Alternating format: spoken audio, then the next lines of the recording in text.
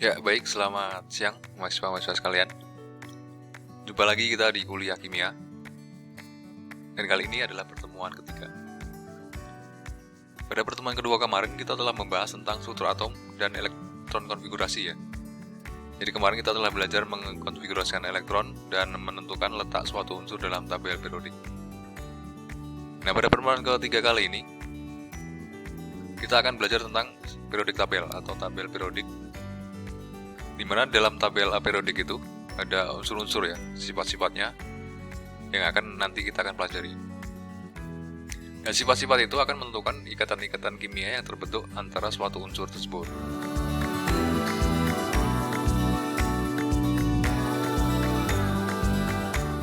Nah, sebenarnya periodik tabel itu yang modern ya. Kalau yang awal-awal mula-mula itu penyusunan suatu unsur berdasarkan kenaikan nomor massa. Nah, dalam tabel periodik modern diubah, jadi penyusunan suatu unsur itu berdasarkan kenaikan nomor atom dan kemiripan sifat. Jadi nomor atom semakin bertambah, itu terletak dalam satu periode. Kemudian sifat yang mirip itu terletak dalam satu golongan. Ya, kemarin kita telah mempelajari tentang konfigurasi elektron. Ya, jadi untuk golongan 1A dan 2A, itu golongan alkali dan alkali tanah, itu elektron konfigurasinya yang elektron valensi terakhir itu berada di orbital S. Kemudian golongan atau grup 3A sampai 8A itu elektron valensinya terletak pada orbital P. Dan golongan B itu elektron valensinya terletak pada orbital D. Kemudian lantanida dan aktinida yang di bawah tabel periodik itu elektron konfigurasinya elektron valensi terletak pada orbital F. Nah, ini adalah blok-blok daripada pengisian elektron valensi dalam tabel periodik. Gimana bisa kita lihat, ini golongan S, ini golongan P, golongan D, dan golongan F ya. Nah, ini adalah konfigurasi elektron valensi. Ya, kemarin kita telah belajar tentang konfigurasi Mg. Yang terakhir itu 3s2. Jadi ternyata 3s2 itu menentukan letak suatu unsur Mg dalam tabel periodik, yaitu golongan 2 dan periode 3. Nah, ini semuanya bisa kita lihat ya. Jadi masing-masing elektron valensinya terletak pada orbital yang mana gitu. Nah, elektron valensi atau elektron terluar itu penulisannya seperti ini ya.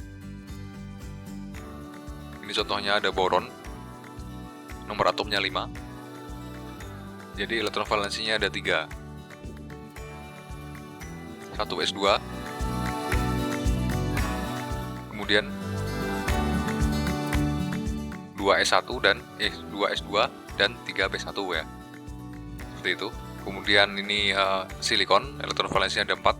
Jadi elektron yang paling luar di kulit terluar ya, istilahnya seperti itu. Kemudian ini yang banyak ini, elektron valensinya ada 5. Jadi gampangannya elektron valensi itu adalah elektron yang terletak di kulit paling luar gitu. Nah, untuk menentukan elektron valensi itu mengindahkan aturan oktet. Aturan oktet itu suatu keadaan di mana unsur atau atom tersebut stabil apabila dia memiliki 8 elektron valensi. Jadi kalau kita lihat di golongan 1A 2A, ini kecenderungannya kelebihan elektron masing-masing. Di golongan 1A 1 elektron, 2A 2 elektron. Jadi lebih ke melepas elektron untuk menuju konfigurasi 8 atau konfigurasinya gas mulia ya. Kemudian di golongan 3A sampai 7A, ini kecenderungannya mengikat elektron. Sehingga atom tersebut mengikuti konfigurasi gas mulia atau dalam keadaan paling stabil. Nah, ini penulisan struktur Lewis, penulisan elektron valensi itu menggunakan titik ya. Jadi titik, kalau 1A ya 1 titik karena 1 elektron valensi, 2A 2, 3A 3 dan seterusnya. Nah, dalam teori ini kita mengenal istilahnya muatan inti. Itu muatan inti ada dua, muatan antara inti atom bermuatan positif dan elektron. Ini ada gaya tarik menarik. Sedangkan elektron dengan elektron yang lainnya itu ada gaya tolak menolak karena muatannya sama-sama negatif ya. Jadi muatan ini mempengaruhi jari-jari atom atau mempengaruhi jari-jari suatu ion. Nanti akan kita pelajari. Nah, cara menentukan muatan inti efektif yaitu dengan rumus seperti ini ya. Jadi jumlah proton dikurangi elektron inti. Elektron inti artinya elektron sebelum di fluid valensi. Jadi kalau seperti ini Cl ya. Cl itu 17, nomor atom 17. Elektron intinya, elektron yang sebelum di fluid valensi itu ada 10. Jadi 17 dikurangi 10 itu 7. Jadi muatan intinya 7. Kemudian ini magnesium, ada nomor atom 12. Nah, kemudian elektron intinya itu ada 10. Jadi plus 2 ya. Jadi semakin kecil dia muatan intinya, itu jari-jari atomnya akan semakin besar gitu. Seperti dilihat ada gambar ini ya. Makanya dalam tabel periodik dalam satu periode dari kiri ke kanan itu semakin kecil karena muatan intinya semakin besar ya.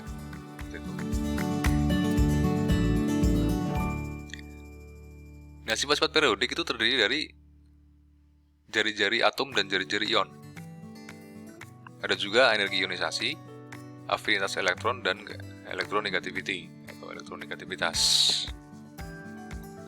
Kita bahas yang pertama yaitu jari-jari atom, di mana kecenderungannya dalam satu golongan dari atas ke bawah itu semakin besar. Karena kulitnya juga bertambah ya, jadi semakin besar ya, gampang. Jadi kemudian dalam satu periode dari kanan ke kiri semakin besar. Karena tadi ada muatan inti tadi yang sudah kita bahas tadi ya. Nah, kemudian untuk jari-jari ion, kita perhatikan dulu golongan 1A ini contohnya, atom-atom golongan 1A, tritium, natrium, kalium, dan sebagainya. Apabila dia muatannya jadi Li+, ini artinya dia melepas elektronnya. Nah, ketika atom Li ini melepas elektron, jari-jarinya semakin kecil. Karena elektron terluar tadi, yang satu tadi kan keluar, meninggalkan kulit, jadi kulitnya semakin kecil. Jadi seperti itu. Sebaliknya, pada atom-atom golongan halogen ya, golongan halogen, ada FCl, Bri, dan sebagainya.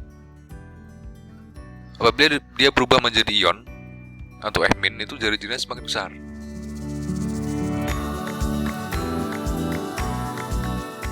Jadi ada ketambahan elektron, jari-jarinya semakin besar. Karena muatan intinya makin kecil. Yang seperti tadi kita bahas ya, jadi intinya seperti itu. Kemudian ada energi ionisasi.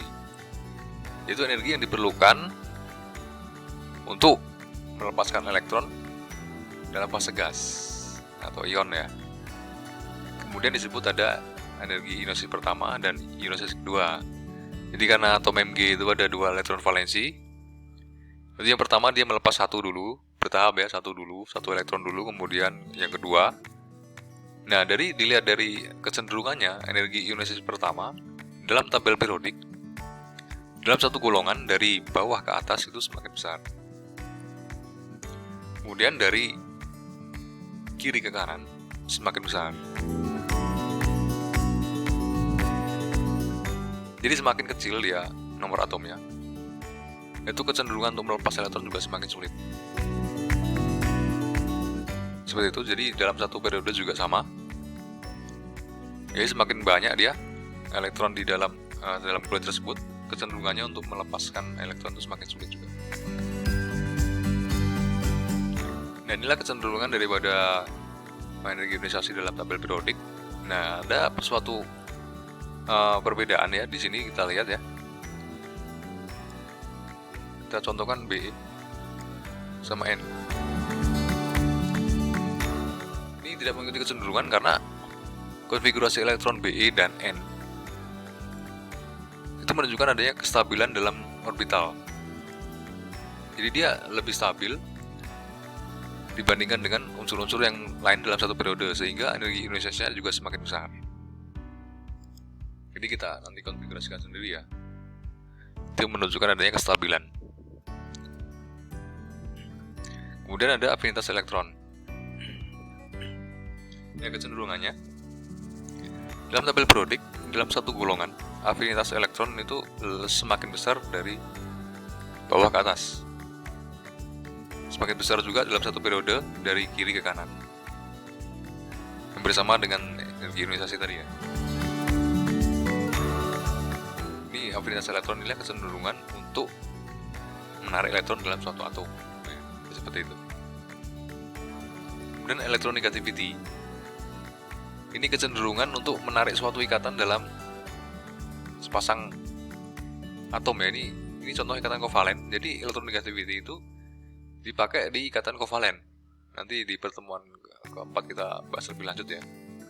Jadi pasangan elektron bersama itu lebih ketarik ke arah atom yang memiliki elektronegativitas lebih tinggi daripada atom yang lain. Jadi kecenderungannya ini lebih geser ke sini ya. Jadi kalau contohnya di H sama H itu pas di tengah-tengah ya, tapi kalau HCl, nah ini lebih cenderung ke Cl-nya gitu. Tapi kalau ikatan ion diambil aja gitu, udah jadi milik atom B daripada atom A, diserahkan dari A ke B. Inilah kesimpulannya. Ya, sifat-sifat periodik unsur kita mengetahui ya dari situ. Nanti kan kita pelajari juga tentang ikatan kimia yang terbentuk dari sifat-sifat periodik tabel yang telah kita pelajari pada pertemuan ketiga kali ini. Oke, jadi kesimpulannya seperti itu. Jadi saya rasa cukup sekian ya pertemuan kita ketiga kali ini. Jumpa lagi minggu depan di pertemuan keempat. Sekian, terima kasih dan sampai jumpa.